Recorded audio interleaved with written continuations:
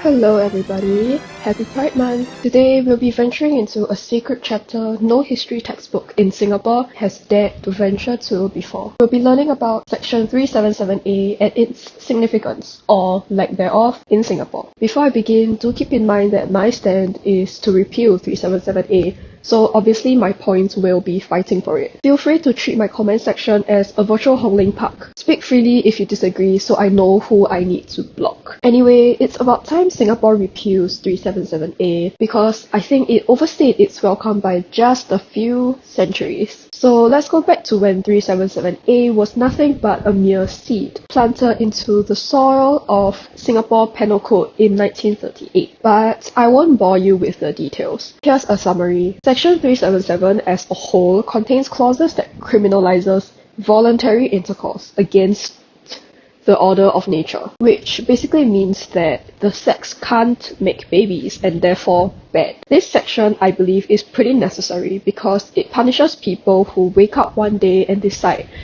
today's weather is great to go outside and fuck my buffalo by the nostril, which happened for some reason, and honestly, it's probably 99% of the reason they needed to implement this in the first place. If you ever wondered what the fuck people did before the internet and the knowledge of masturbation, there you have it.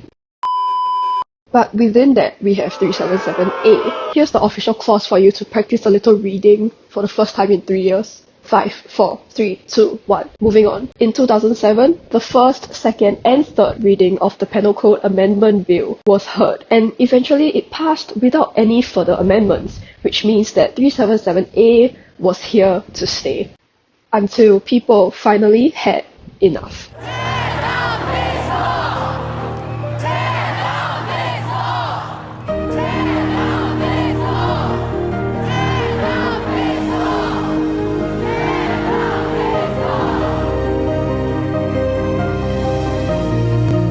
And yet, despite all these movements, somehow the noise barely keeps the government up at night.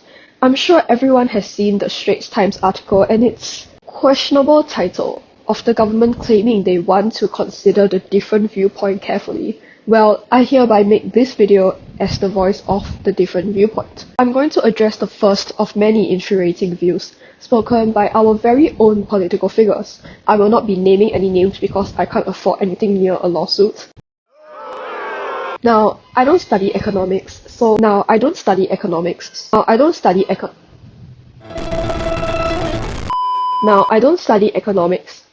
really just practicing my right to freedom of speech with this. But I'm sure a statement like this won't do wonders for Singapore's tourism scene and economy in general. Saying Singapore is not ready for a society with homosexuals is an example of circular reasoning fallacy, in which the government thinks that society is not ready and therefore they keep 377A, but they fail to realize that the reason society is not ready is because 377A is still lurking in the shadows. Look at this. A stable society with traditional heterosexual family values. There are many things wrong with this statement, let alone this article. This implies that homosexuals, or just non-heterosexuals in general, are seen as non-stable and a threat to society. And now I have some questions. History time is over. It is now CCE, or whatever it's called now. Does Singapore define us by our sexuality? They want us to contribute but won't accept or welcome who we are. Why would we be motivated to contribute to a society that pushes us away and tells us that our expression and love is wrong? Being unwelcoming to non-heterosexuals definitely makes citizens feel like they don't belong in their own birth country. What happened to the pledge we took every single morning for 10 years? What happened to regardless of everything? Non-heterosexuals already exist in society. Just because we have 377A, that does not mean that there are no homosexuals in Singapore. Repealing 377A also does not mean that everyone will suddenly turn homosexual. Come on, it's not COVID. If there's one thing I learned being Singaporean, it's that we don't show up amidst our busy lives for things that don't matter.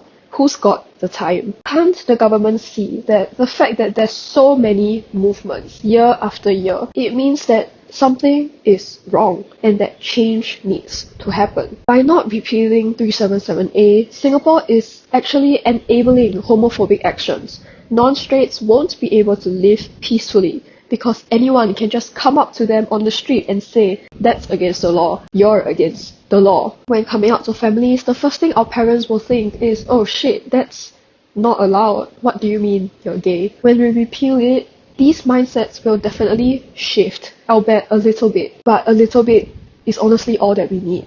They will no longer have the reasoning for their homophobia, other than the fact that they are homophobic. Sexuality is not a choice. It's just a matter of whether they finally feel safe enough to express themselves and their love in public. Think about it for a minute. If only heterosexuals are accepted by Singapore, why would anyone want to go out of their way to make their lives even more difficult by being non-heterosexual? This R21 movie rating is going a bit too far. Here are a few examples. Love, Simon. Its most explicit scene was a kiss. This would have been rated PG if it was between a boy and a girl. Lightyear. It was recently announced that this movie has a rating of NC-16. Lightyear. A children's movie. A family-friendly movie. NC-16. Who the hell is gonna watch it? Obviously, not the kids. The internet is so accessible now. Everyone is so easily exposed to all sorts of content, like the TikTok LGBTQ+ community. By this logic, if everyone is able to access LGBTQ+ content online, there won't be any straight people left, right? It's time to venture out. It is now world history.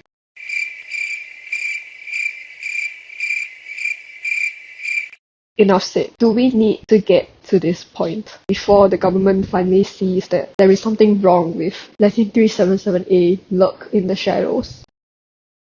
Are we just who we are attracted to? And when our bodies fail us, does that mean that our sexuality was never real? Global society is moving forward, with or without Singapore. And after years of writing Pew formats in social studies saying that Singapore is a forward-looking government in which the citizens trust their decisions, how do we stay competitive when your views on sexuality are not forward-looking or inclusive towards modern and changing society? What's the point of being the first country to have freaking cell-produced chicken when it's nowhere near the first country to accept their citizens for who they are? Homosexuality is not a crime. There's so many things to hate in this world. Why do we choose to hate on love? Alright. Thanks for sticking around. I would say to each their own, and that I'd love to hear your differing opinions on this, but if you disagree with majority of this video, I'm gonna be the one to tell you, buddy, you're homophobic. Okay, bye.